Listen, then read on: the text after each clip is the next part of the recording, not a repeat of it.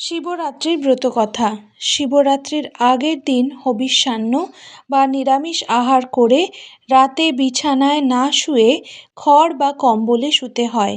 ব্রতের দিন উপবাসী থেকে গঙ্গা মাটি বা শুদ্ধ মাটি দিয়ে 4টি শিব গড়ে 4 প্রহরে একটি করে শিবের পুজো করতে হয়। প্রতিষ্ঠিত শিব থাকলে তাতেই 4 প্রহরে 4 বার পুজো করতে হয়। প্রথম প্রহরে দুগ্ধ দ্বারা, দ্বিতীয় প্রহরে দধি দ্বারা, তৃতীয় প্রহরে ঘৃত দ্বারা ও চতুর্থ প্রহরে মধু দ্বারা স্নান করাতে হয়। ব্রতের দিন সারা রাত্রি জাগরণ করে পরদিন ব্রতকথা শুনে ব্রাহ্মণ ভোজন করিয়ে ও সাধ্যমতো দক্ষিণা দিয়ে পারণ করতে হয়। ব্রতের উপকরণ স্বরূপ গঙ্গা মাটি বা শুদ্ধ মাটি, বিল্বপত্র, গঙ্গাজল, ফুল, দুগ্ধ, দধি, ঘৃত, মধু ও কলা লাগে। যজ্ঞের মধ্যে যেমন অশ্বমেধ যজ্ঞ, তীর্থের মধ্যে যেমন গঙ্গা, তেমনি ব্রতের মধ্যেও শ্রেষ্ঠ ব্রত হল শিব চতুর্দশী ব্রত। এই ব্রত পালন করলে ধর্ম, অর্থ, কাম, মোক্ষ চতুর্বিধ ফল লাভ হয়ে থাকে। সংসার ক্লেশদগ্ধস্য ব্রত নানেন শঙ্কর, প্রসীদ সুমুখনাথ জ্ঞান দৃষ্টিপ্রদ ভব। ব্রতকথা। বহুকাল আগে বারাণসীতে একটি ব্যাধ ছিল। দিনরাত সে শুধু জীব হত্যাই করত।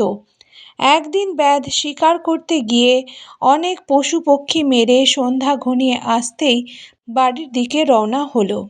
কিছুটা এগোতেই রাত্রি হয়ে গেল। অন্ধকার রাত্রি, পথ দেখা যায় না। সে তখন এক গাছের নিচে আশ্রয় নিল।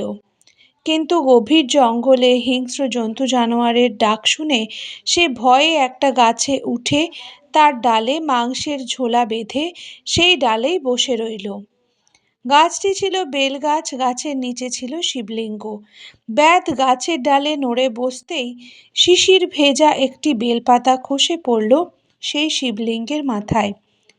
সেদিন ছিল শিব চতুর্দশী, ব্যাধও ছিল উপবাসী। তাই শিবের মাথায় বেলপাতা পড়তেই শিব সন্তুষ্ট হলেন। ব্যাধ কিছুই জানত না, তবু তার শিব চতুর্দশী ব্রতের ফল লাভ হলো। সকালে ব্যাধ বাড়ি ফিরে এলো, সবাই তার জন্য ভাবছিল। ব্যাধ ফিরে আসতে তাকে তার বউ খেতে দিল। এমন সময় একজন অতিথি এলো। ব্যাধ কি ভেবে তার খাবারগুলি অতিথিকে খেতে দিল। তাতে তার পারণের ফল লাভও হলো।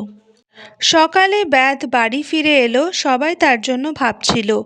ব্যাধ ফিরে আসতে তাকে তার বউ খেতে দিল। এমন সময় একজন অতিথি এলো। ব্যাধ কি ভেবে তার খাবারগুলি অতিথিকে খেতে দিল।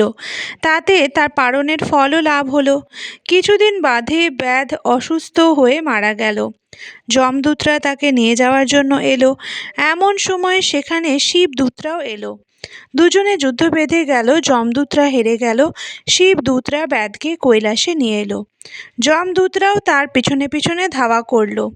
কৈলাসের দ্বারে নন্দী পাহারা দিচ্ছিল। সে যমদূতদের কাছে ব্যাধের শিবরাত্রির কথা বলল। সব শুনে যমদূতরা ফিরে গিয়ে যমকে সব জানালো। যম বললেন, হ্যাঁ, যে শিব বা বিষ্ণুর ভক্ত আর যে শিব চতুর্দশী ব্রত করে এবং যে বারাণসী ধামে মারা যায় তার উপর আমার কোনো অধিকার থাকে না। তারপর থেকে এই ব্রতের কথা চারিদিকে প্রচার হলো। অথ শিবরাত্রির ব্রত কথা সমাপ্ত।